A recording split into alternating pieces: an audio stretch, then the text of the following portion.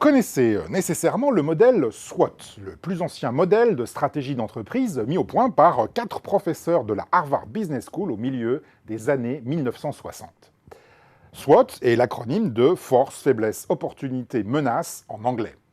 Pour un domaine d'activité stratégique donné, le modèle SWOT consiste ainsi à analyser d'une part les forces et les faiblesses de votre activité afin de définir sa capacité stratégique, et de l'autre, les menaces et les opportunités de votre environnement afin d'identifier ses facteurs clés de succès. D'un côté, la capacité stratégique vous indique ce que vous pouvez faire mieux que vos concurrents. De l'autre, les facteurs clés de succès correspondent à ce que vous devez faire mieux qu'eux. Alors très bien, mais que se passe-t-il alors si, comme c'est probable, ce que vous pouvez faire ne correspond pas à ce que vous devez faire?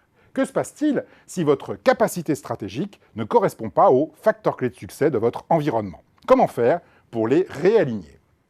Alors fondamentalement, 2 options stratégiques s'offrent à vous.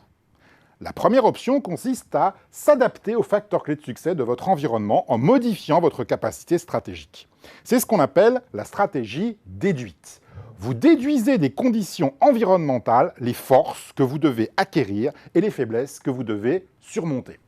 C'est une démarche darwinienne dans laquelle votre capacité stratégique doit évoluer pour vous permettre une meilleure adaptation à votre environnement.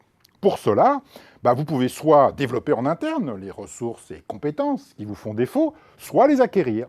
Microsoft a ainsi constaté qu'une majorité d'utilisateurs utilisent non plus leur PC, mais leur mobile pour accéder à Internet. Alors, ne possédant pas en interne les ressources et compétences qui lui permettaient de s'adapter à cette évolution, Microsoft a donc racheté pour 7,4 milliards de dollars l'activité téléphonie de Nokia et ses 25 000 salariés. De même, Peugeot a pris le contrôle d'Opel pour s'assurer une meilleure présence sur certains marchés comme l'Allemagne et le Royaume-Uni et de plus gros volumes pour amortir ses investissements, 2 facteurs clés de succès essentiels dans l'automobile. Enfin, la Société Générale a racheté Boursorama pour s'adapter au succès de la banque en ligne qui représente désormais une ouverture sur 3 de comptes en France.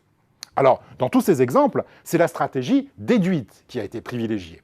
Pourtant, il existe une seconde option, bien plus audacieuse, qui consiste à s'appuyer sur sa capacité stratégique pour changer les facteurs clés de succès de son industrie.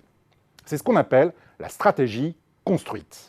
Alors bien entendu, la stratégie construite est beaucoup plus difficile puisqu'elle consiste à modifier les règles du jeu dans votre marché et sur votre industrie afin de les aligner avec vos forces et vos faiblesses. Cependant, lorsqu'elle réussit, la stratégie construite peut donner des résultats exceptionnels, à l'image de Free, qui a successivement reconfiguré l'accès à Internet et la téléphonie mobile, de JC Deco, qui a réinventé l'affichage, ou de Nike, qui a transformé l'industrie de la chaussure de sport en une activité de grande consommation. Alors quoi qu'il en soit, que votre stratégie soit déduite ou construite, tout dépendra ensuite de la réaction de vos concurrents.